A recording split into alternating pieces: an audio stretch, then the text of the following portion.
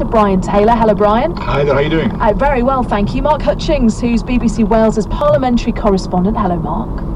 And Mark Devonport as well, who is our Northern Ireland political editor. Hi to you, Mark. Good evening. Okay, let's start in Northern Ireland. Mark Devonport, because obviously there's the impending election, Brexit, but you've got all sorts going on as well at the moment. There's a healthcare workers strike as well. It's a really sort of politically heavy going.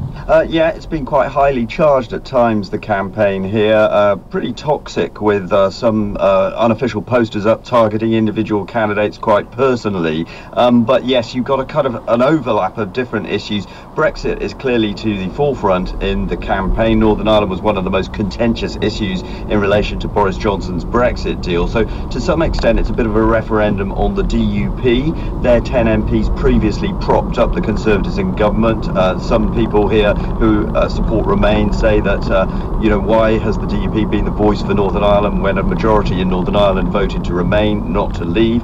There's also a bit of a referendum on Sinn Féin and their policy of staying away in protest, which has meant that their MPs have not taken part in some of the knife-edge votes that we've seen.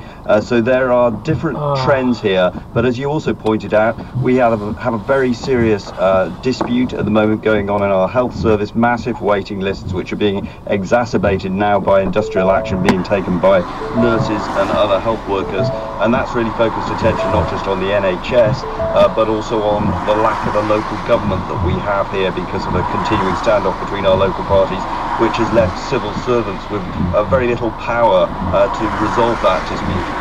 I mean, as you say there, everything that people have seen in the last couple of years, how much is that likely to translate into tactical voting? I think there is going to be quite a lot of tactical voting.